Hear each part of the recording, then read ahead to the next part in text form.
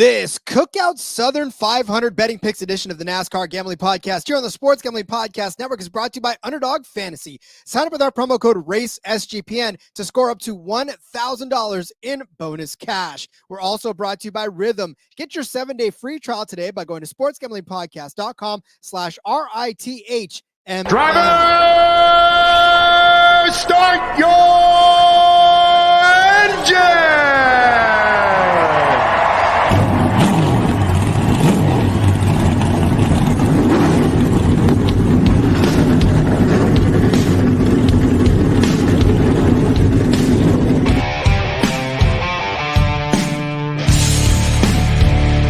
Strap in and pull those belts up tight as the Sports Gambling Podcast Network presents the NASCAR Gambling Podcast. I'll wreck my mom to win a championship. I'll wreck your mom to win a championship. With all the news and the best bets for your NASCAR weekend. It refrains me from not beating the out of you right now because you ask me stupid questions. But since I'm on probation, I suppose that's improper to say as well. If you could talk about racing things, we could talk about racing things. Now, here are your hosts, Rod Villagomez and Cody Zeeb.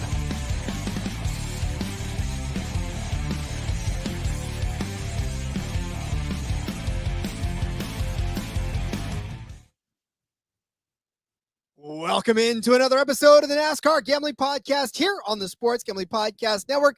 He's Cody Zeeb. I'm Rod Villagomez. Crown Jewel this weekend, Cody. Shall we get ourselves to the Darlington Raceway, the Lady in Black, the track too tough to tame, the track with so many nicknames, I don't even know if people know what its real name actually is. Yeah, it comes with nicknames, but hey, it's nicknames that it's earned over the years for sure. It is too tough to tame, and it's like dancing with the Lady in Black. So yeah, you got the whole Minnow Pond story, of course, egg-shaped track, and makes for a lot of fun. And you get the extra 100 miles. We're going to be talking about that a lot today. I'm excited for that. This is a big one, another night race. Man, night races hit differently. I personally love them a lot. But yeah, I'm pumped for Darlington. My brother did text me during the truck race on Sunday because it's weird to see trucks in the daylight. And I was like, yeah. That's kind of true, actually. It is kind of true. Yeah, usually they're almost always on Friday nights, right? But yeah, it was different to see them on a Sunday. Although Boji Joe checking in saying Rod sober and awake. I'm not quite sure what that means. Was I implying something about Rod there? I mean, he also says not to say Erik Jones' name, so you might want to just tune out and come back tomorrow, Boji. He's not going to like the show. Spoiler alert. Yeah, a lot of Erik Jones today. Walter in the chat early saying, what's up, guys? Looking forward to this night race at Darlington. Just so are we. Looking forward to your picks. Best bet is Haley top 10, 7-1. What are people doing in our docs? I'm telling you. Brian Twiney checking in saying 2 p.m. Pacific recording. Okay, maybe like 2:15. Love it. Recorded this morning. Excited for the weekend. This is our general time if we can, usually. But yeah. Well, and again, because, we try to, this is it's a spot that falls within both of our schedules more often than not. So if it's about 10 minutes plus or minus, I say we're hitting the mark on that one. So Ryan Booth saying a track we can bet. Indeed. Brian, did you throw a flyer on Retzlaff top 10 now? Holy cow. Gotta love that. No, he's not racing this week. He's saying, I think he was responding to Ryan's question or comment of a track we can bet. He's saying, hey, I threw a flyer on Retzlaff top 10, 20-1 with some bonus funds. We gave that out last week and did hit that. Didn't hit a ton, but that's how the super speedways go, right? This is a track that should hopefully be easier to bet on. We like to say that, at least. Not always the case, but should be a good one. If it's too tough to tame, Cody, is it too tough to bet? That's I bet the question that we're asking everybody right now. But the question. We did find some good stuff, and definitely looking forward to throwing that out. But what I also want to throw out to you is that everything in the merch store right now, 10% off with promo code FOOTBALL. You want to get yourself some of those sweet racing podcast hoodies or shirts or coffee mugs or stickers, or there's all kinds of crazy stuff over there in the merch store. I particularly like hoodies. And I know the weather's changing to where I'm going to need to wear the hoodie soon. So got to get my updated Racing Gambling Podcast hoodie. A different color is really what it all boils down to. Those 3/4 zippies, really good looking too. So make sure you get in there. Everything 10% off now with promo code football. Plus, college football kicks off. It has already kicked off this week. Tune in to Sports Gambling Podcast and the College Football Experience for all the week 1 picks. Bet on Army, bet on Fresno State. Thank me later. Love that. So go Navy, beat Army. Rod, before we have a lot of news. Should we dive in and Yes. get to all of this massive amounts of news that we have? Let's see. Where should we start? Mexico City. We'll start there, Rod. NASCAR's adding Mexico City to the 2025 Cup Series schedule. Kind of going through some of all of the notes here. It's going to be June 14th and 15th weekend, Xfinity and Cup Series. The Cup Series race is going to use the F1 track minus a couple of turns. There's 17 turns on the F1 circuit, 14 for the Cup Series course, which is 2 miles, a little over 2 miles. So they're going to skip turns 5 and 6, and right turn instead of left in turn 4 will be the difference there. This will be the first international Cup Series race since July 18th of 1958, which was in Toronto. So obviously been a long time for that. Another expansion of what NASCAR is doing. And that's, for points, obviously they went to Japan back in, was that 99 or whatever, and did the non-points race over there and all of that.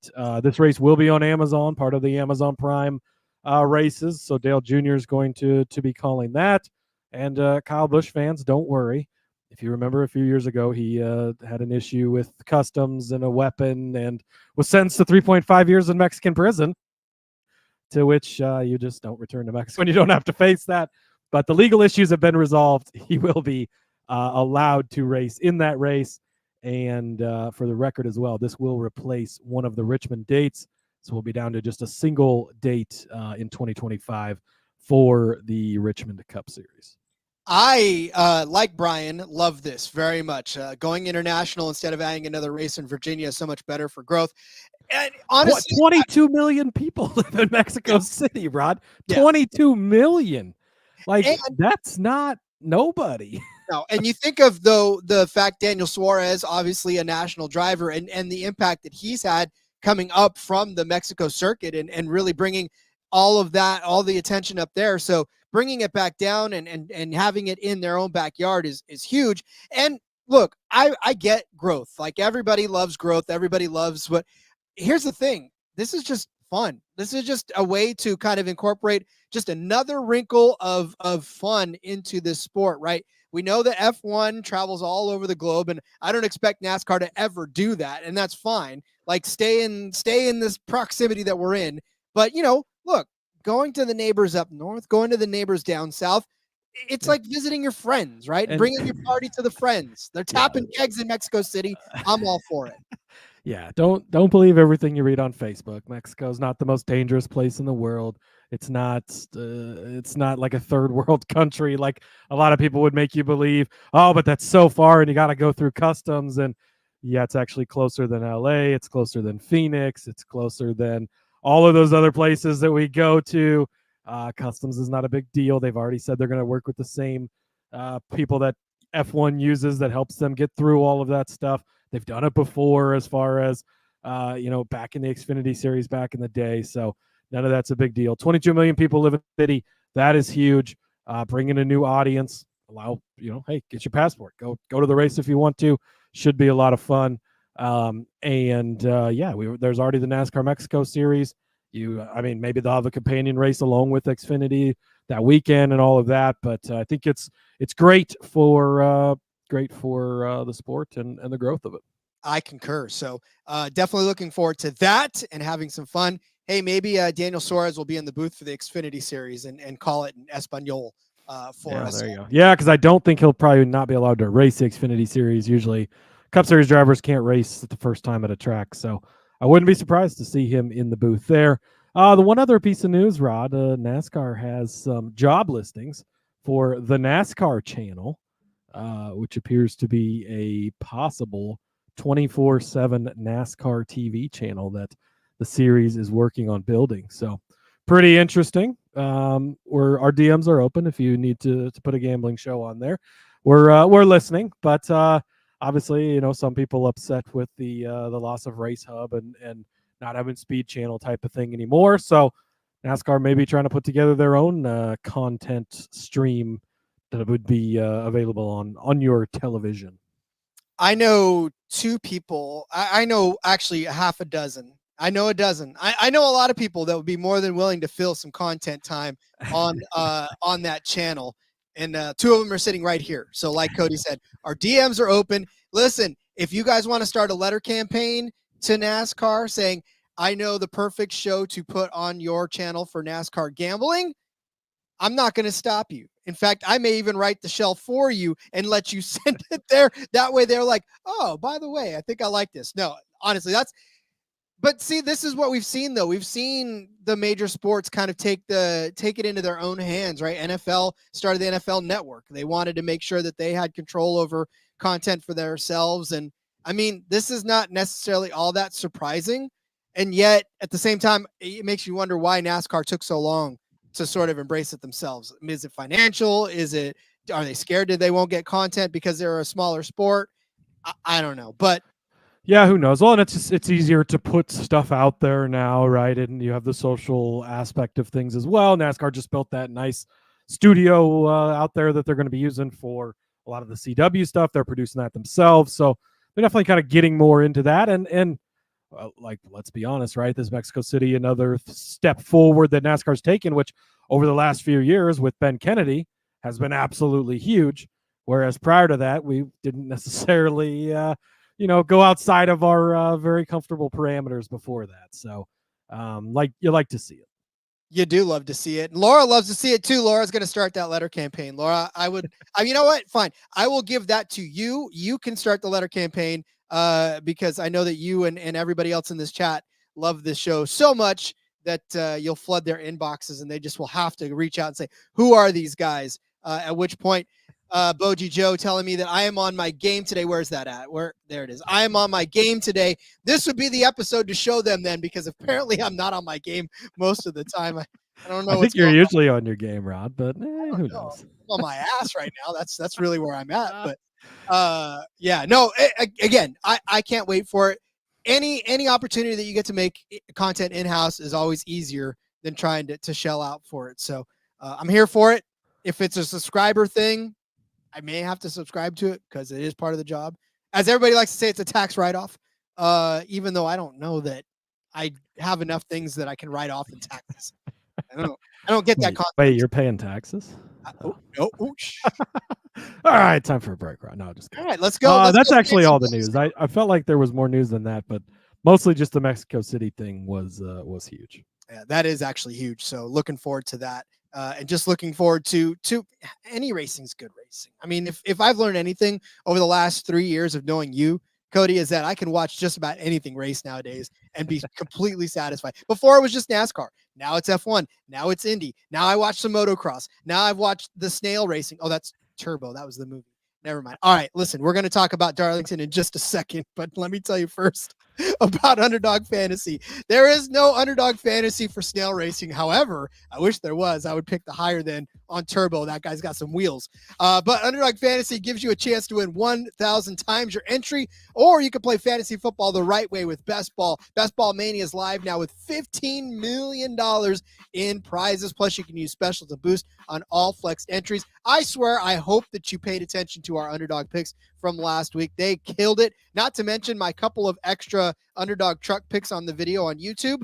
Both of them hit. Thank you very much. Thank you to Tyler Ankrum and thank you to Lane Riggs. Both of those guys exceeded their expectations, therefore cashing it. So now sign up with our promo code RACESGPN. You're going to claim a special pick and a first-time deposit offer up to $1,000 in bonus cash, which you can quickly turn back into your pocket if you follow our lead. Again, UnderdogFantasy.com, promo code RACESGPN. Still love Underdog, Cody. It's such a great way to get in, especially if you're not in a legal gambling state. You can still have some fun with higher than, lower than, better than projections, and worse than. So much fun. Yep.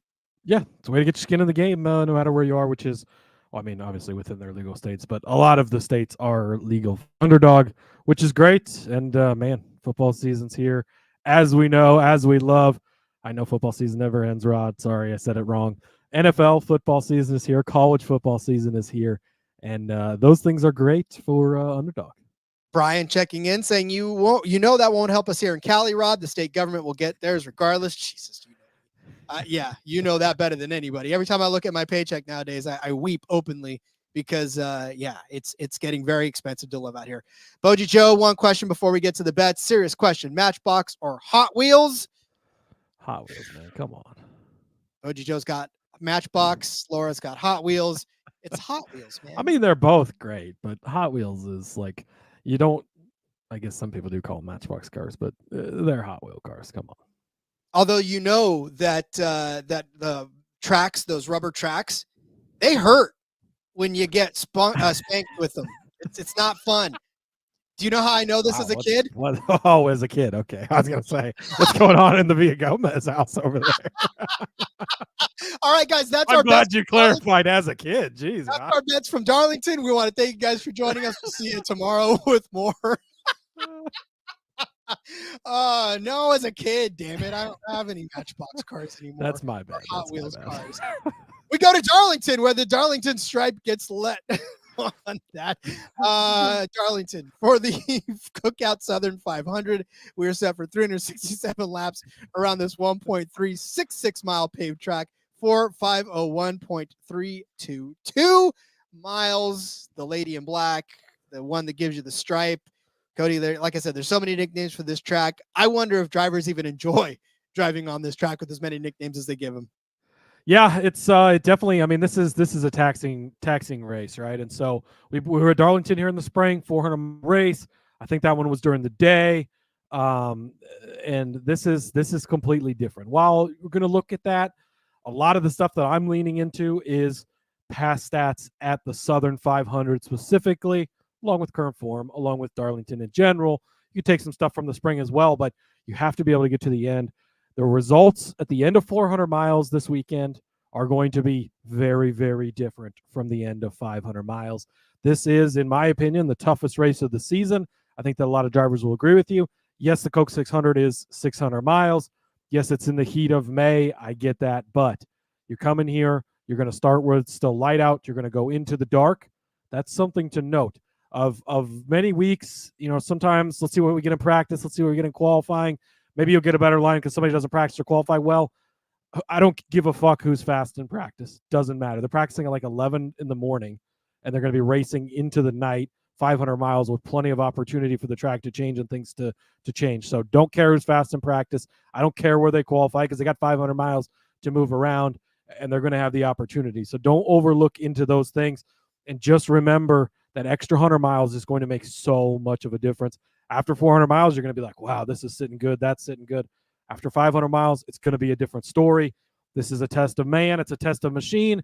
Now, we've seen the test of machine as reduced lately, right? These cars generally make it a lot farther, well, unless they're Toyotas as of late, Rod. High shifting tracks. Things haven't been going great. So keep that in mind as well with the problems that they've had. Just not going to stop us from giving out plenty of bets on Toyotas today because half the card is Toyotas, I think, Rod. But something to keep in mind as you're kind of placing these bets. So, yeah, it's going to be a lot of fun, and I'm pretty excited for it. And really, honestly, when we talk about these extra 100 miles on a mile and a half track, I know this is 1.366. It's not it's not like another 100 miles on a mile track. We're only talking a couple of tenths of a mile, but it's still a short track that runs like a short track. This isn't a intermediate that runs like a short. This is an actual short track that is in between the intermediate and short distances. If you add another 100 miles to a mile and a half, then it just seems like it's just another 100 miles of racing. Whereas this is like another 100 miles of punishment. So you're right. Making it to the end of this race is clutch, and being able to have the endurance to be able to ask or to produce what this track asks of you is in for it. So like you said, Cody, a lot of what I looked into was past performance, but I did take a lot of momentum into this. And I know We've talked about it several times over. Momentum is not quantifiable. I can't say we've had this many races in a row where there's momentum, right? It's just all about the feel of how these drivers are running, and their current finishes pretty much show that. And, they can go a little ways in making up for maybe not being a top 10 car in certain instances, or it can go in the other direction too. So yeah, that's kind of what I looked at as well. Yeah, I agree, and I'm excited to make some picks, Rod. Well then, okay, fine. Let's get to the picks, man. Don't twist my arm. Let's get right to it then. Let's do it. Entry list real quick. Pretty simple. 37 entries. Casgrall is back in the 15. SVG returns in the number 16.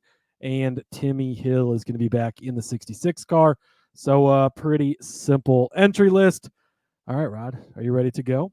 I am ready to go. Let's do this. Well, I went to put a head-to-head matchup in the doc. I found this head-to-head. I'm like, oh, yeah, buddy. Fucking love this one. I start to type it, and I look up in the same box that I was typing, and Rod already had it. So 100% backup Rod's next bet, but I shifted, pivoted a little bit, stating the same guy for a lot of the same reasons. But give me, you made him the cover boy I saw, which already has made King happy being in the chat. Rod's trying to get his repentance here by picking Ty Gibbs and getting back in the good graces of the Ty Gibbs fan groups. You don't want to see all the things they've said about you this week, Rod. I'll try to continue to protect you from that. But anyways, I'm going to start off Ty Gibbs over Martin Truex Jr. minus 125. Give me Mr. Tyrone Gibbs over his teammate, Rod. So kind of the way that I am looking at this is, let's start by looking back. So for the most part, I took the last 3 years Southern 500s as my main compass to look at, right? So 2021, Gibbs was obviously not in the Cup Series yet. Martin Truex Jr., nice fourth place, solid finish. But then 2022, early on into Gibbs's foray into the 45 car, or 23 car at this point because they'd switch the numbers around, whatever. Nice solid 15th place finish in his first Southern 500. Beats Martin Truex Jr., who finished in 31st place. And then last year, 2023, 21st for Gibbs, 18th for Truex. So they were right next to each other. But the fact that Truex has been able to beat him in one of them and be within 3 spots of him in another one, I like that because, Rod, as we know, Martin Truex Jr. already retired. If you go back and you look, he's got 2 finishes better than 8th in his, or better than 22 finishes, better than 24th place in his last 8 races in the 2024 season. Things are not going good for Martin Truex. Even when it looks like he's fast, even when he's leading laps, things go wrong. Something bad happens. He only has 3 top 10 finishes in the last 14 races. Ty Gibbs, on the other hand, 2 top 5 finishes in a row, 3 top 10s in those 5 races as well. So he's also points racing here. The Truex is fairly safe, right? It's basically if there's not a new winner, Truex is in. Even if there's a new winner, has to have a horrible day. But Gibbs is going to be out there. He's going to be smart. He's going to be points racing. You like that. He's won the head-to-heads over Martin Truex Jr. 6 of the last 8 races. It's a pretty good number there as well. Also, second place in the spring. Now, 100 miles less, so I get that right. But good run, strong run by Ty Gibbs there. A couple of the leaders wrecked out, maybe skewed a little bit with the Busch or Reddick thing. I get it, but Martin Truex Jr., 25th, already had begun the retirement tour, although I don't think he'd announced at that point, but still hasn't been going good. So I'm kind of all for fading Martin Truex right now. Sucks because the guy's won us a lot of money over the years. We've loved to bet on him, but when you get the opportunity, the name value is still there. You kind of put these guys up head to head, and you're like, well, Martin Truex Jr., you get extra 100 miles. Yeah, but when you kind of dig into it, it's like, ooh, maybe not. And I think that Gibbs is going to have a really strong weekend. So give me Tyrone Gibbs over Martin Truex Jr.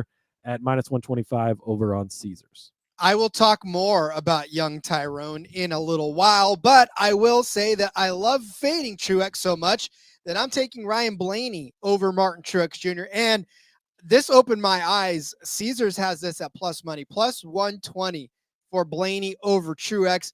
You just talked about why Truex is not probably going to be the one to watch. I would take this. Don't tell anybody, Raj. Take this part out of the show. I would take this at minus 130 the other way, and you're getting Ryan Blaney at plus 120. It makes no sense. I'm trying to figure out. There was a book that actually had this at minus something or other. So that's why the plus money on Caesars makes it so much more tempting. But even if you look at the last few finishes for Blaney in the spring, okay, he had a DVP problem, crashed out, finished 36, but 9th in the fall of 2023, 9th in the spring of 2023, 13th, 17th, 22nd in 2021. Okay, but 8th place in 2021 in the spring. He's been very good at this track, but what Ryan Blaney's been good at lately is just overall, right? Since Sonoma, he's only had 3 finishes outside of the top 10 and a 25th place finish at Loudon after starting on the outside pole, 18th at Michigan, 29th at Daytona. I'm throwing out Daytona, obviously. Michigan was kind of a rough day, but 11th at Richmond, 3rd at Indy, 1st at Pocono, 10th at Chicago, 6th at Nashville. He won Iowa, was 7th in Sonoma. There's consistency no matter what kind of track type he's been on. And you talked about Martin Truex Jr., just not been good. In fact, not even been good here lately. He won in 2021 and 4th in 2021 in the fall, but since then, 24th, 31st, 31st, 18th, 25th. There is no part of this track that Martin Truex Jr. likes. He did lead 145 laps in 2023. He led 48 before that. And of course, there was the asterisk report, which if you go to ifantasyrace.com, they give you the asterisk report. Martin Truex Jr. looked to be a top 5 contender in the spring, but finished in asterisk 25th.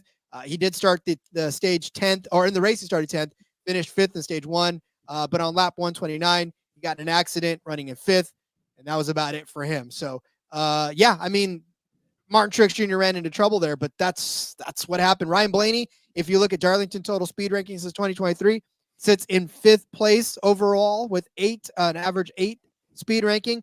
Martin Truex Jr., 10th, 13.32. That instantly tells me that this has not been a good enough track for Martin Truex Jr. Therefore, anybody at plus money over Martin Truex Jr. is worth taking, especially Ryan Blaney, who's been hot lately. So give me Ryan Blaney over Martin Truex Jr. plus 120 on Caesar. Yeah, like I mentioned before, I absolutely love this one. I would have given it up if you didn't. So I'm glad that you did. You made good points on Blaney there, and kind of all the same points that just made on Truex. I saw Brian in the chat saying that he would take MTJ over Gibbs. Why? Like, what have you seen from MTJ that makes you want to put money on him? It's been. I know that you go back over his career at Southern 500 is pretty good and all, but last couple of years have been rough, and he just seems, I don't know if he's checked out or if it's like something happens when these guys announce that they're retiring, and it just like the talent or whatever just shuts off. It's we've seen it time and time again. Kevin Harvick last year, even though he would do 2 seasons before that, had 9 wins, like it just stops for whatever reason. And I'm very out on Truex this week. Truex is in a sophomore slump. Let's put it that way. I'm just kidding. I had to get that out there because I can't say that this episode because I'm not leaning in that direction. So it's Truex's sophomore slump. That's where he's at right now. There you go. All right, we'll continue to give you more bets, but first let me tell you about Rhythm. Have you ever wanted to create your own sports betting model for football? Do you even know what a sports betting model is? You guys do. You're bright. I don't give you guys enough credit most of the time. I'm sure you do, but Rhythm is the #1 AI-powered sports betting platform that helps provide bettors of all levels the ability to build custom predictive betting models in seconds and get predictions for betting on money lines, spreads, totals, and props. Build your own model or copy one of the top-performing models from the leaderboard, or press Build a Model for Me, and Rhythm gives you predictions for every game and player prop, and also has a myriad of stats, research, and trend analysis to give you even more betting insights. The Rhythm College football model loved Delaware State and the points this weekend. You can build your own model and get ready for week 1 of college football. Claim your 7-day free trial today by going to sportsgamblingpodcast.com/rhythm. That's sportsgamblingpodcast.com/RITHMM. King is now advocating for you to keep your same energy about Gibbs being in a sophomore slump because that's been working out pretty good for Ty Gibbs the last few weeks, Rod. No, that's absolutely right. And listen, here's the thing, okay, Brian? Brian says Gibbs is overvalued. He hasn't won a race yet, and it's not like Truex has been showing up in the shit boxes. He has the equipment, just bad luck. I'll tell you They this. both have the equipment because they're in the same equipment for one. So, and Gibbs has been getting the better results in 6 of the last 8 races. And yeah, I mean, Truex has had, like, he's had some spots where it's like, oh, he's leading laps, he looks good, and then he just can't avoid it, which time and time again has been a theme and a thing on guys, and that's when you fade them, in my opinion. Yeah, so I do think Gibbs is overvalued, Brian, in most cases. I'm going to eat my words here in a little while and say something different about him, but by and large, if you've listened all season long, which you have, Brian, you know my feelings on Gibbs. JDK saying Gibbs is a banger at Darlington, banger after banger after banger. Yeah, I was just I was looking up his. I guess he doesn't have any wins in Xfinity. I thought he did, but no wins in Xfinity. But either way, yeah, I'm just against Truex right now. And oh shit, DM Punk checking in, our resident line shopper, plus 115 on MGM. Hell yes, thank you very much. We will we'll change that bet to that exactly. So. All right, Rod, going to jump into a controversial guy, I guess you could say, because some people don't want me to talk about him this week. I've had multiple people say, I know CT said it, Boji Joe said it earlier, I don't want to hear about Erik Jones. Don't talk about Erik Jones. But Rod, why would I not talk about a guy who's really, really fucking good in the Southern 500 specifically? When I think of the Southern 500, there's 2 drivers that come to mind, Denny Hamlin being one of them. Erik Jones is the other one. Erik Jones loves this extra 100 miles. I don't know what it is about the extra 100 miles at Darlington, but that and Erik Jones they go in right in with each other. So his top 10 number plus 150. I do love. Were you seeing if yours was muted, Rod? Because he was telling you to mute mine. Rod's a little behind the scenes. Rod's microphone is muted because he was taking a drink and he didn't want it to be loud. And Boji Joe puts in the chat, Rod, mute the microphone. He was telling you to mute my microphone because he didn't want to hear about it, but that's okay. Last season, Southern 500, 10th place finish. They were a lame duck team at the time, right? We're leaving Chevy. We're going to Toyota. Doesn't matter. He shows up and he does it. The year before, 2022, in the Legacy Motor Club, first season as that team, right? I think they were Legacy that year, right? Yes. And it was like, you know, this new car, all this stuff, but here we are, the first, and this was a playoff. That's a note, I guess, too. This has been a playoff race for many years in the past, and it's the last race of the regular season, of course, this year. But he goes out and he wins the race, the first playoff race of the season. You know, like a lot like Lane Riggs did in the Truck Series this past week, but goes out and does it. In 2022, led a couple of laps, did have an engine issue in the Petty car, and did not finish the race very good. But prior to that, in his JGR starts, all of his JGR starts at Darlington, fall, spring, doesn't matter, 4th, 5th, 8th. He won the 19 Southern 500. So he's got 2 Southern 500 wins. Erik Jones, not a guy that wins a ton of races, but he's won 2 Southern 500s, Rod. In 8th place before that, a 5th place before that. Just, this is his track. We talked about this with Austin Dillon a few weeks ago at Richmond, and look how that worked out, right? Some guys are just really good at certain tracks. And even more specifically, in this specific race, Erik Jones is good. And they're giving you plus money on him. Like, honestly, I don't even think he should be plus money to finish inside he doesn't have to go out and win this race. Just finish inside the top 10, plus 150. Give me some Erik Jones. Because there's going to be, again, like, he shouldn't just be a top 10 car most weeks, and he's not. But this extra 100 miles, there's going to be attrition, whether it's through wrecks, whether it's through engine issues, whether it's through pit road penalties. Cars are going to just continue to fall out of contention and open up spots. And you got to get the guys who are just, you know, dotting every I, crossing every T throughout the whole race, putting it together, and they're there at the end a lot like a super. I mean, there is almost super speedway elements to it, not in so much chaos that Cody Ware is going to finish in 4th place, but in the fact that if you can get the right guys that make it to the end, that's the most important thing of this extra 100-mile race. I will tell you right now, that is one that I was going to put in there, but it was in there before you started the doc and put out like a handful of them. And that was one of them. And I got in the doc and I was like, let's go. I claimed stuff before the odds are even out. I created the doc. I wrote Erik Jones on a bunch of squares and sent it over to Rod because I wanted to make sure that I was all in on him. Yep. So I definitely agree with you on that one, especially plus 150 for a top 10. That is almost a no-brainer in and of itself. So Love And me some Erik Jones. I like his top 5 number, honestly, too. I'm not giving it out as official play, but if you're feeling me on Erik Jones, plus 450 for a top 5, I don't hate it. Yeah, it's I don't know. I'm good with top 10. We'll just leave it at top 10. Top 5 for me seems. I'll split the difference with another bet later, anyway. There you go. Perfect. All right.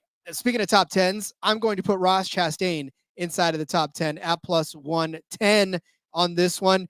This one, I mean, look at Southern 500 from last year. He did run 5th, and this is like that. Last season was the season where he was putting it all on the line, right? And he needed to get there. He started 27th. He finished 5th in this one. In the spring, he finished 8th. So kind of love it from that aspect. This, to me, this is because Ross Chastain needs a big day, right? I mean, as far as playoffs are concerned, he needs a big day. And so this one team is going to try to put it all on the line to win this race. I mean, they don't want to put it up to chance. They want to win. They haven't been in victory lane in a while. They haven't really had the greatest of seasons as they would have loved. They've only got 8 top 10s this season in 25 starts. They missed out on a top 10 at Daytona a couple weeks ago. Last week, Michigan 25th after starting 7th and leading 4 laps. Richmond 5th, Sonoma 5th. They've been inside the top 5 on several instances on several different tracks, but they really need a good, solid outing. 6th place at Phoenix earlier in the season kind of tells you that he can get it done on these shorter tracks. And then, like I said, 11th place at Darlington in the spring, just missed his top 10 by 1 place there. Again, this is Chastain needing something to happen, and this one team is not going to wait till the last race of the season, the regular season. This is the last race of the regular season, right? Yeah. This is it. So they've got to do it now or they can't. So I'm definitely on Ross as a top 10. I know Brian's saying Ross is an outrider top Chevy. It's YOLO weekend for the one team. And I agree. That's exactly what it is. It's YOLO weekend because they could have somebody else, a surprise winner, come in and grabbing another spot, right? And that would not be good for the one team. So they want to take this into their own hands. Unlike Gibbs, I don't think they're going to be points racing. They're going to try to just go out and get this and not leave it to chance. Yeah, I mean, these guys that are on the bubble, specifically the Busch or Bubba, Ross, like, it'll be interesting to see how they handle things because you could make up 27 points is not a lot in a weekend. Yeah, you're going to do it over 2 guys. I get for Ross Chastain's point of things, but if they can run really good in the stages and put themselves in position for a good finish at the end, I don't think it's crazy. I think at plus money, I think I want to say it was Kevin Harvick's podcast that I was listening to earlier today, and they were talking about, if you've got something extra you've been holding back, if you are the 1 and the 17 and the 23 and these guys in the bubble, now would be the weekend to use it and put it in there because you're going to have to get to everything you can. So, no argument for me there. I don't know that it should be plus money for a top 10, so I like it. I like some other top 10s this week, Rod. I think that this is a really good week to take a unit, however you want to do it, split it up amongst a couple of people for long shot top 10s because there is going to be guys who are long shots on the board that finish inside of the top 10. It happens every single year. You go back to last season, and I guess Erik Jones was about the longest shot that you would have had. But prior to that, I mean, Eric Almirola getting a top 10, Michael McDowell squeezing in there, Erik Jones winning that race were all upsets. The year before that, Austin Dillon gets up in there. You get some of these other guys that can be the surprise top 10 guys. So sprinkling on a couple of long ones here. And I'm going to start with Austin Dillon, Rod, 8-1. Oh, they lost their appeal to the Supreme Court. Things are over. It's all done. But what's one thing that we really know about Austin Dillon? He likes to win in big spots. Now, I don't think he's going to win this race, right? I'm not going that far, but he likes to show up in big spots. Think of his wins. Daytona, Texas on fuel mileage where it's like a crazy thing. The Coke 600, the Richmond race with a couple of races left in the regular season, a big moment they needed. Yeah, he wrecked people and stuff, but he got it done, right? He was there in contention, and he's pretty good in the Southern 500 in general. 20th place last year. It's not a top 10, right? But within 10 spots, I don't hate that at 8-1. 17th in 2022. So the last 2 years is telling me something, right? He's getting to the end. He's surviving. He's sort of being in the mix. Just needs to be a little bit better. Well, he was a little bit better in 2021, where he finished in 10th place. In 2020, where he finished in 2nd place, Rod, in the Southern 500. He was 10th place in 2019. That's a 3-year run of top 10s for Austin Dillon in this specific race. 16th in 2018, 4th in 2017. So that's 6 years in a row where he's been at least inside the top 20 at the end of the day in this race, and you're getting him at 8-1. I like that. If you want to go back farther, 10th or 12th in 2016, 22nd in 2015. That's all of his Southern 500s. Never worse than 22nd place for him. Won Richmond, obviously, recently. 13th at Indy, 6th at Gateway, 8th at Texas. But where did all this speed from RCR come from suddenly? The Facebook comments I see, Rod, just drive me nuts. You fucking pay attention to anything, but that's okay. RCR has had some speed as of late. And I think at 8-1, he is a good bet. Then I'm going to do Justin Haley, top 10, 10-1 over on Bet365. I know our guy Walter had tossed him out earlier, 7-1. Again, depends what options you have. If you can get 7-1, that's fine too. 10-1's even better. He's got 3 top 10 finishes in a row in the spring race, which is actually pretty impressive, of course, with Rick Ware earlier this season. And in calling equipment in the other 2, which not great either. So now the 500 finishes haven't been as good, 24th, 19th, 25th. So this is where I'm kind of going against my logic of guys that are better in the 500 in general, but this is because I believe in Haley. I think we've seen them step up this season. Now, it does seem like since they busted with that little penalty that things have sort of fallen off a little bit, but I think having that extra 100 miles in this race could make a big difference for a guy like Haley. He's proven in the 400-mile race he can get it done 3 times in a row, finishing inside the top 10. So give me some Justin Haley. I think at 10-1, the number's worth it. And the Carson Hocevar, 12-1, Rod, are you kidding me? 12-1, 1 start in the not the Daytona 500, although I think he has 1 start there too. 1 start in the Southern 500, 17th place last year in a legacy car that he had just got thrown into, and kind of they were splitting it up. You know, that was after Gregson got taken out. Again, to the point of Erik Jones earlier, they were lame duck at that point, not going to be with Chevy anymore. They were going to Toyota, all of that. So within 7 spots, and he's at 12-1 in his first start. Well, then we've seen what he's done this season, right? He was just 11th at Daytona, 10th at Michigan, 8th at Richmond, 12th at Indy, 17th at Pocono, 10 top 17 finishes in the last 12 races. He is consistently putting himself right there to be in position. And Trey Ryan over on the X, he's really good. If you don't follow him, you should definitely give him a follow, because he comes up with crazy weird stats. It's at Trey Ryan 99 is his X handle. He tweeted out the list of races since last DNF for full-time drivers. Number 1 on the list, Carson Hocevar. 24 races since his last DNF. That's pretty impressive, and actually makes me wonder if he's ever had a DNF in the Cup Series, because I feel like he doesn't have that many more than 24 starts. But I guess, yeah, the Daytona 500 would have been his last DNF. So there you go, Rod. But yeah, love Coach and Hocevar at that number. So Dillon 8-1, Haley 10-1, Hocevar 12-1. Sprinkling on a couple long shot top 10s, because I think, again, you're going to get one of these guys, or you're going to get somebody that's a longer shot in the top 10 at the end of the day. Yeah, well, the Carson Hocevar one, time and time again, is the one to target. So I do love that, especially 12-1. That's kind of a long number for that. The other 2, I don't feel as strongly about him as you do, but I definitely think the Hocevar one is there. I do think, which Brian talking about RCR finding some extra juice after they audited him post Richmond. Yeah, I'll tell you, they probably did. Are you going to slap their hand twice? Probably not, right? They're rolling out McLaren style upgrades on their cars right now at the right time. All right. I'm going to move to the top 5 market. I'm going to take William Byron as a top 5 car. It's William Byron. He's going to be in the mix for something. He's going to be one of the contenders. Now, lately, it's kind of fallen on hard times, and we talked about that 24 car not being what it could be. But he did have a second-place finish at Michigan a couple of weeks ago. We're not counting that 27th in Daytona, because that was Daytona, but 4th at Pocono, 2nd at Iowa. A couple of good finishes there. He won at Martinsville earlier. So, again, we know it's going to be William Byron being around the front. It's just a finish that kind of gets you icky. But I will say over the last 3 races at Darlington, he did win in the spring of 2023, finished 4th in the fall of 2023, 6th place in the spring of this year after starting 5th rather, and leading 2 laps along the way. I think William Byron as a top 5 car this time of the season.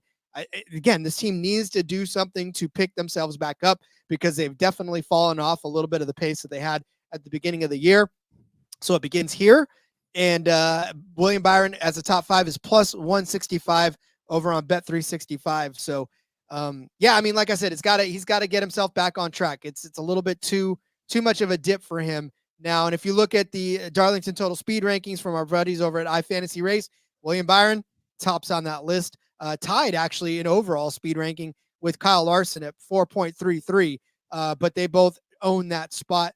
Intermediate as far as the intermediate speed rankings in 2024, despite all of the craziness, William Byron still 4th, tied with Denny Hamlin, 6.71 as an average speed rank there, and intermediate tracks leading up to this race in particular. So, yeah, I mean, it hasn't been the banner year for William Byron, but it's also a track that he can run well on. Talk about those extra 100 miles. They seem to do well for him, finishing inside of the top 5, because he actually does have one other top 5 finish in the Southern 500 in 2020. And then in the 2021 race in the spring, he finished in 4th place. So again, William Byron, pretty good on this track, and has the capability of doing it. So plus 165 for him to get in the top 5. I like that. Yeah, no argument from me here. They look good the last couple of weeks as well. Maybe starting to shape into playoff form after taking the summer off to play around and try things out. So hard to fade William Byron. I'm going to jump over to the top Ford market here, Rod. My thinking with this, it's a very long race, and there's a lot of things going on. A lot of things can happen, right? So you look at the top of the board, you got Keselowski, you got Blaney, you got Logano. Can any of those guys go out, have a great day, win this race? Absolutely they could. But it's only 3 guys really that I kind of just need to get out of the way to cash one of this bet. Maybe they have an issue. Maybe they have a problem. Maybe they have a pit issue, a penalty, whatever the case may be. And suddenly it's one of these other guys. First of all, Chris Buescher at 5-1 to be the top finishing Ford. Rod, I really like Buescher. Buescher has been really good at Darlington. You go back and you look at the last 3 500s, because again, that's what we're looking at. 3rd place last season.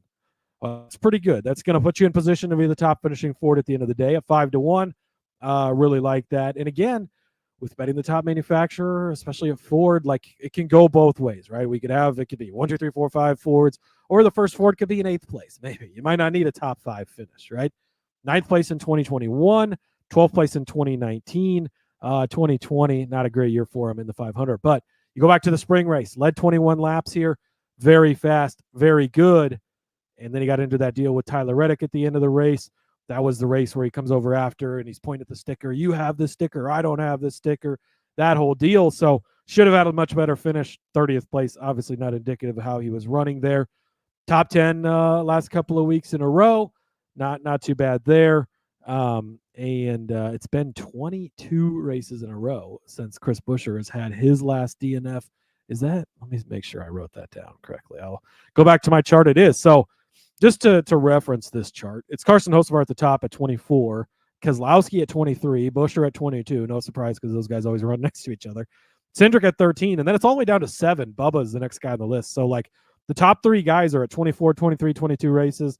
Everybody else has had a DNF here recently. But, 22 races since Buescher's last DNF. So, to the point of getting to the end, being there, right? It's been 22 races since he's had a DNF. You like that. And then my little bit of a longer shot, Rod, Noah Gragson at 20-1, just because I love Noah Gragson and I love to bet on him. No Southern 500 starts for him. Of course, he was out of that 42 car by last year, but there was a good run had by Hocevar later on. Doesn't matter. He's not in that car anymore. But 14th place in the spring here, 26th last year in his 2 spring starts, but intermediates lately, 12th at Michigan, 9th at Indy, 10th at Nashville, pretty good there, 6th at Vegas, 9th at Kansas, 18th at Texas. Has had speed. He's shown a lot of potential, right? And I think that you're going to need some help probably for Noah Gragson here, but I think you could have a top 10 run. And instead of just betting him top 10 at I think he's like plus 400 or something like that. Maybe he ends up in the top 10. Maybe Keselowski and Buescher have an issue. Maybe Logano is just being Logano and doesn't show up. Maybe Blaney has a pit stop issue. There you go. Doors open. Noah Gragson's there to take that top forward in 8th, 9th, 10th place at 20-1. So Buescher at 5-1, Gragson 20-1. Yeah, everybody loves your Buescher take. That seems to be the popular one in this one as well. And yeah, I mean, it's because he did run very well in the spring, and that's front of mind. So gotta love that. And then as far as Gragson is concerned, eventually he's going to break through for one of those. That guy's gotta have to translate all that Xfinity success into Cup Series success at some point. So I'm here for it when it happens, and hopefully it starts this week, I guess. Because 20-1 is pretty good for a top forward. Exactly. All right. I'm going to move to William Byron's teammate, and I'm going to take – I didn't realize that I was putting 2 Hendrick cars inside of the top 5, but here I am. I'm going to take Larson as a top 3 bet, plus 170 from our friends over at BetUS. Look, it's Kyle Larson. It's the greatest driver on the planet, right? Max Verstappen even said so himself. So if we get crowned by the king and the best racer in the world, that Kyle Larson's the best racer in the world, then here we are. We'll take that. Kyle Larson won the last Southern 500, leading 55 laps of that race. It started 18th and won. He does have a second place finish in 2021 at the Southern 500. He's also got a second place finish in 2019 in the Southern 500. Oh, and a third place finish in the 2018 Southern 500.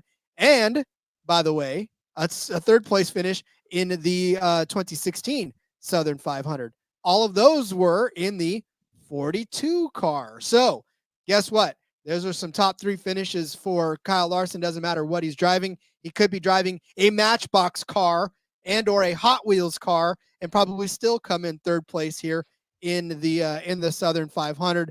The only thing for Kyle Larson, he's just got to stay out of trouble, right? That's really his big thing.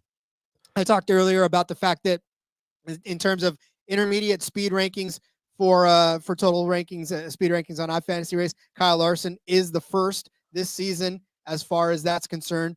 He's tied with William Byron in Darlington total speed ranking since 2023. So hard to argue against Kyle Larson on anything other than super speedways. We talked about it last week, right? We're like, we're not going to be on Kyle Larson at Daytona. Everybody said, why are you not on Larson at Daytona? Well, he's going to look good. Cody's going to lead laps. We almost doubled it up too. We almost got 6 laps led and a bad finish. Oh, so close, Rod. Actually, to be completely honest with you, I wanted to fade Kyle Larson in this race because my thought process going into the research was there's an extra 100 miles. And while Kyle Larson is the best race car driver in the world, I would stand by that. It's all hero or zero with him. And you're thinking, God, an extra 100 miles. Like, I bet more times than not he doesn't get to the end of this race.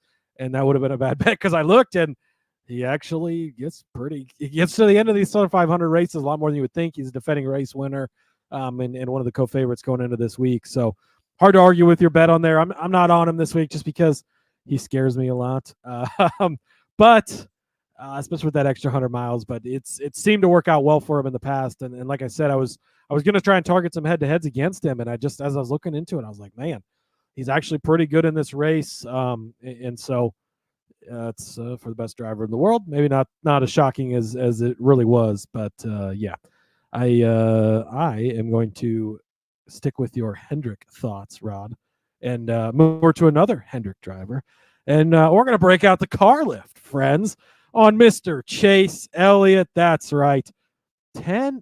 If I could place one bet this weekend, Rod, this is the bet.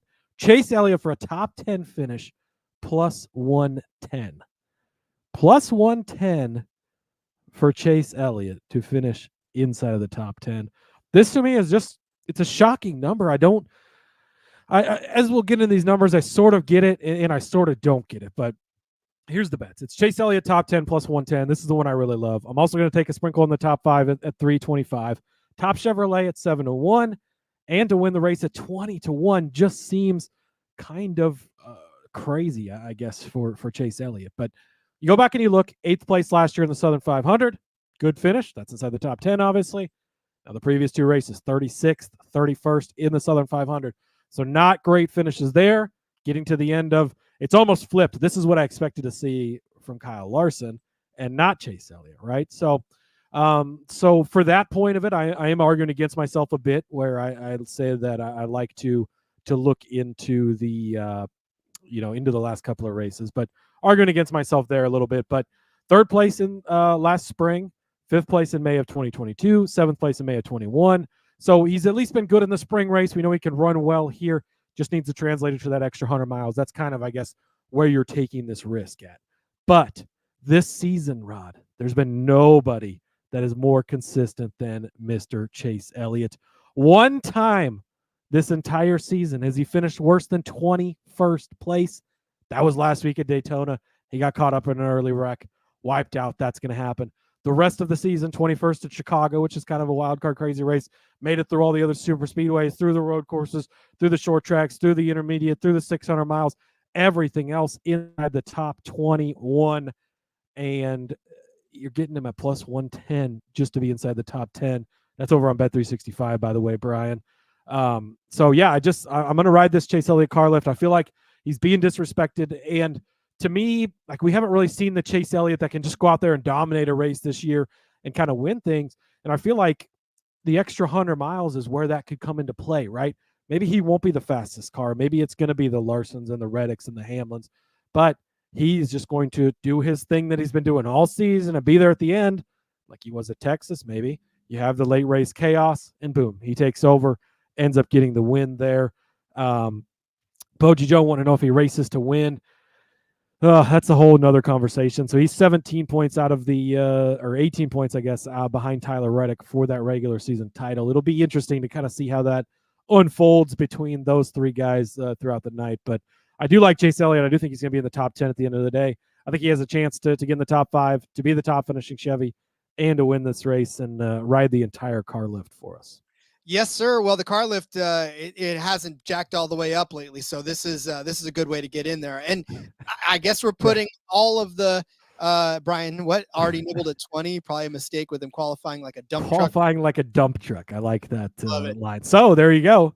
Potentially, if you want to wait on his outright, Chase Elliott qualifies like a dump truck. Well, I already mentioned earlier, don't give a fuck about qualifying. So when that number goes up, take him at 35 to 1. Maybe he won't go that far. But if his number goes up, even better, take it at that. Indeed. Yeah, here we are. I guess we're endorsing Hendrick Motorsports in this particular race that they're going to do well. Poor Alex. Sorry, Alex Bowman. Boy, this seems, I did not dig into Bowman enough. I guess he didn't really jump off the page to me, but I wonder, this feels like a race he should be good at too. I mean, you would think, but here we are. 33rd last year, maybe not. Who knows? Okay, keep going. I don't think so. All right, I'm going to go with one of the unique bets. I'm going to go with the under. That's drivers to lead a lap in this particular race.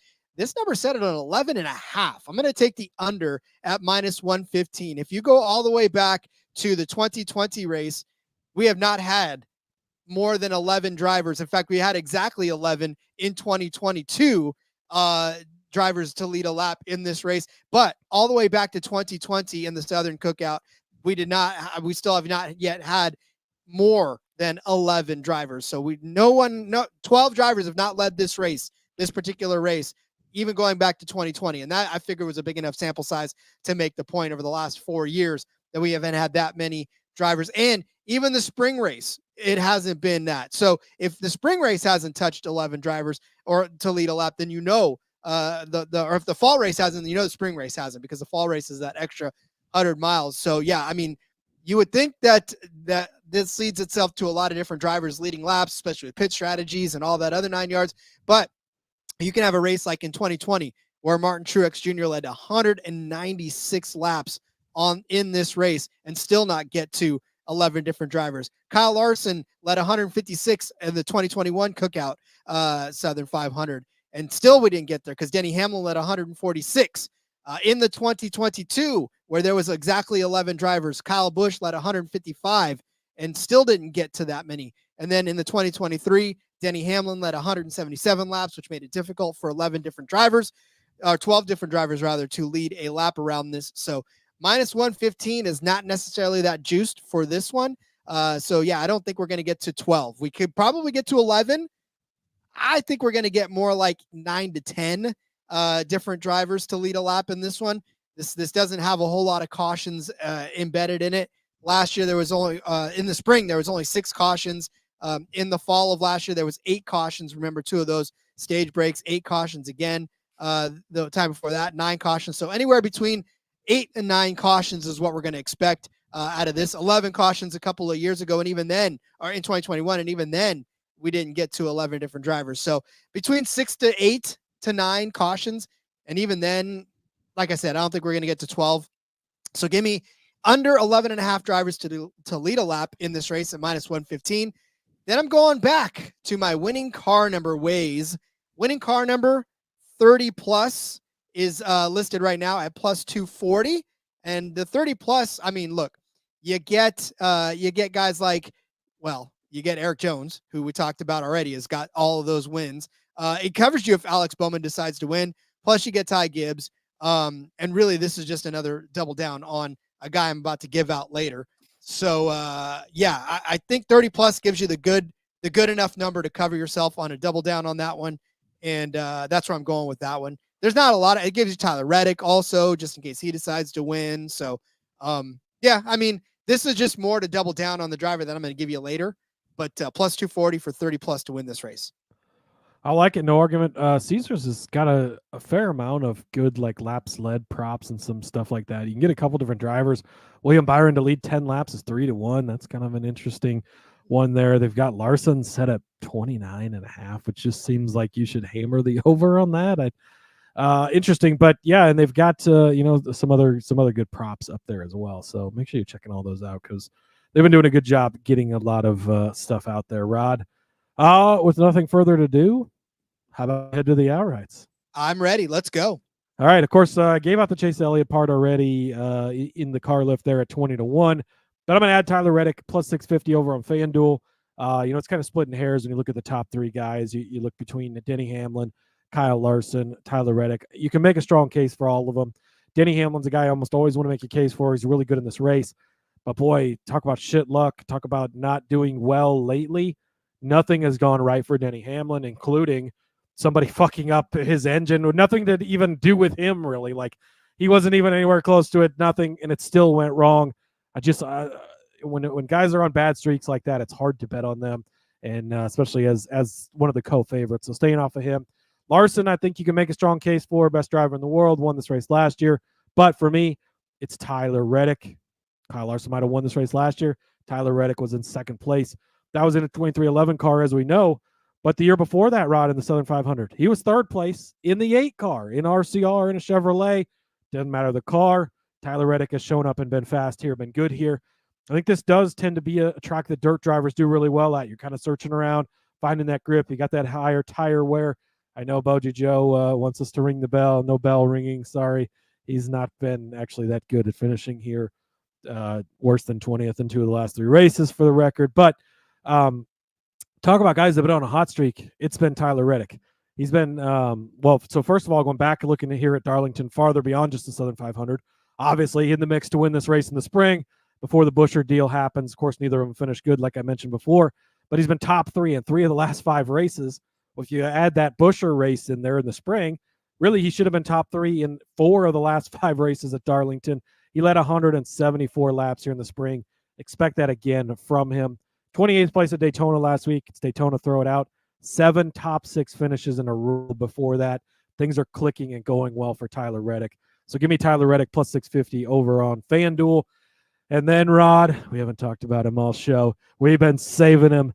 It's his last chance. Brian said it earlier. Maybe RCR will juice things up. Maybe they will. And Kyle fucking Busch gets it done. 11th place finish last season. The year before that, his final season with Joe Gibbs Racing, we go into the playoffs, leads 155 laps, and then the motor explodes. The beginning of weird races where it was almost like they were giving him tampered cars or something. But he was dominant in that race and did really well. Really bad finish, 35th place here in 21. So again, 2 of the last 3 years, not great finishes. Bit of an outlier. Again, part of it is you have to get to the end. Not much you can do about an expired engine. So asterisk a little bit on that one. Prior to that, though, in the Southern 500, 7th, 3rd, 7th, 2nd. Kyle Busch has been really good in this race. One of the best race car drivers in the world still to this day. I fully believe that. 24-1. This is it, right? He's not going to points race in. He's not going to do anything else. He's got to win this race. put yourself in position, have a chance at the end. I think both these RCR cars are going to be strong. I think Kyle Busch is going to have a shot to win this. This could be, again, this is kind of hero or zero, right? Maybe they just go for it all and it doesn't work and he finishes 30th place. Maybe they go for it all. It does work and he gets it done. So give me Kyle Busch at 24-1. Bubba Wallace, 28-1. Sort of in a similar situation, right? A little bit of points racing going on here. You look at the playoff cut line here. He is currently 21 points behind Chris Buescher. If we get a new winner, it's going to be hard for him to catch even more shit. He's 39 points behind Ty Gibbs. That's a long ways back. I think they're going to points race a little bit, but you got to go for it. I just got done telling you how fucking good Tyler Reddick has been here. Do you not, Rod? 2311 is going to take every single thing they know from Tyler Reddick being so good here, put it into Bubba's car. Oh, yeah, Denny Hamlin owns the car. Really fucking good at Darlington, really fucking good in this race. They're going to take that, put it into Bubba Wallace's car. They're going to give him a rocket ship. They're going to give him a chance to win this race. Not been bad in the last three Southern 500s as well. 21st 3 years ago, but 9th and 7th the last couple of races. So he's going to be in position. He's going to have a chance. I think he's going to have a fast car. He's spending a lot of time in the Sims this week. He's spending a lot of time with Reddick. He's spending a lot of time with Denny. He's going to be as coached up as he possibly can to go out and win this race. 28-1, just too big of a number for him. And then Erik Jones, 40-1. Talked him up earlier. Look, he's already won it twice before. Wow, but he couldn't do it in the 43 car. But he can do it in the 43 car. Why couldn't Erik Jones? And it was a complete shock when he did it. Like, that was the first year of the next gen, and yeah, we saw some parity and stuff, and he ran really good at Auto Club early in the season, and you're like, oh, yeah, here we go. And then things kind of started to settle in, and you weren't getting – and then it was just he came out, and he was fast, and he looked good, and he only led 21 laps. He didn't dominate the whole race. But as the night went on, he worked on that car. He got it better. Doesn't matter after 400 miles, Rod. Matters after 500 miles. Give me Erik Jones at 40-1. Yeah, and that's the thing, too. I mean, that car can come to you. It's not about where it starts. It's about where it finishes. And you can make all the adjustments in the world as the night wears on.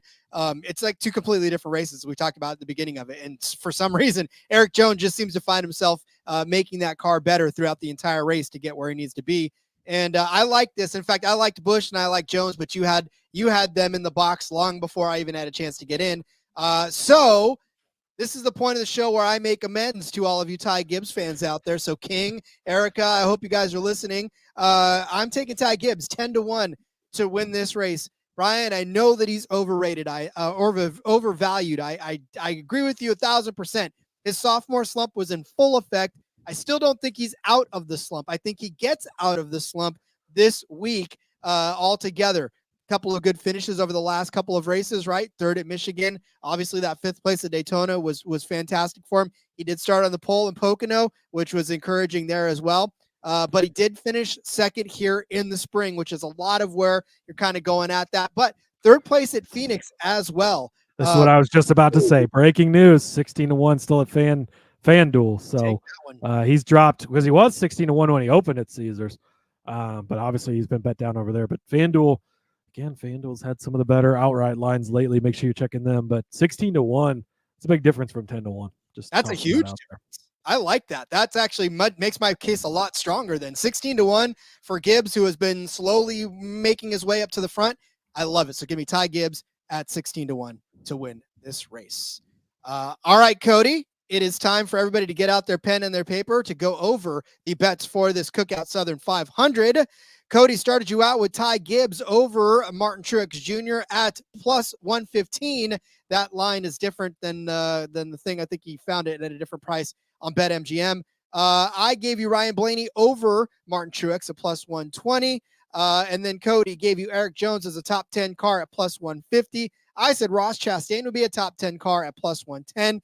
Cody gave you Austin Dillon as a top 10 car at 8-1. And Haley as a top 10 car at 10-1, and Hocevar as a top 10 car at 12-1. I said that William Byron would be a top 5 car at plus 165. Cody gave you Chris Buescher at plus 500 to be the top Ford, and Noah Gragson at 20-1 to be the top Ford. I said Kyle Larson would be a top 3 car at plus 170. Cody gave the car lift up to Chase Elliott, top 10 at plus 110, top 5 at plus 325. Top Chevy at 7-1 and to win at 20-1. I said that less than 11.5 cars would lead a lap here at -115 and that the winning car would be over 30 at +240. Cody said Reddick at +650 on FanDuel, Busch at 24-1, Bubba at 28-1, Erik Jones at 40-1 were his outright picks, and mine was Gibbs at 10-1. Holy junk, not plus 10,000. It's actually 16-1 now. Graphics a little bit skewed there, but yeah, gotta love it. All right, those are the bets for the Cookout Southern 500. I'll have you know that I'm having trouble focusing. I need to get new glasses because it's starting to get a little bit rough. I'm doing this bit now where I'm having to switch back and forth. I think it's the ring light that's making me all kinds of crazy. Sucks to get old, Rod. It sucks to get old. It does. It does. Yeah, graphic error for sure. Sorry, guys. Like I said, my eyes are old. If you want to hire me a graphics guy, 100% I'm down on that because and that, like the thing is too is if you want Rod to make the graphic, he's got to sort of prepare before the show and do it. And sometimes things change. Like right before the show, I'll look at lines. And when we started the show, the Buescher thing was at +460 for top Ford. Then as we're talking and I'm browsing back through the stuff, it moved to 500. So it's, and then we noticed it's on this book now. And half the shit on Caesars wasn't on here an hour ago when I was looking. And now it's on there too. So things are constantly moving and shaking and lines are moving around and stuff too. So the graphics nice for the general remembrance of what we got, but sometimes the lines and stuff's gonna shift and move around. Maybe we'll toss an extra bet or two. That's why you gotta listen to the whole show, Rod. Indeed, that's why I like making up my own lines. So go ahead and get mine 100-1 on Gibbs, and you'll all have some fun. No, it's 16-1 for Gibbs. All right, let's not get it twisted. But all right, Cody, let's go ahead and send everybody out to get those prices before they get beat down. And in the meantime, let everybody know where they can find you before we see them again tomorrow. Yes, let's do that, Rod. Follow me over on the X at Husker_Zeeb. You can find all my stuff over there. A ton of stuff out. PLL bets for the playoffs is out. F1 article out over there. There's going to be a NASCAR article as well. I'm going to have a few extra bets that didn't give out today, so make sure you're keeping an eye out for that probably this evening or tomorrow morning. F1 Gambling Podcast is out. That's Rod and I. Same show, just giving some F1 bets instead. A lot of fun. Check it out. Back tomorrow. Xfinity Series at Darlington as well. That's a loaded field. The Cup Series guys taking full advantage of that. So lots to talk about. Going to be a good one. Appreciate all you guys for joining us in the chat. We could not keep up today, which is how we want it. We love it. And be like Dr. Scotty Jones. Says subscribed. Thank you very much. We appreciate that. Make sure you hit the subscribe button. And, join us tomorrow for Xfinity Series picks. Indeed. Follow me on Twitter at RJ Villagomez. Link in the bottom, everything I've got going on. And it's a lot, just like Cody. So, like Cody said, we'll see you tomorrow for Xfinity. We'll see you tomorrow. Not only are my glasses prescription getting bad, but my mouth prescription is getting bad. So I'm gonna have to get that checked out as well. So we'll see you tomorrow. Hopefully I'll be on my game, like Boji Joe says. And until then, let's go racing and let it ride.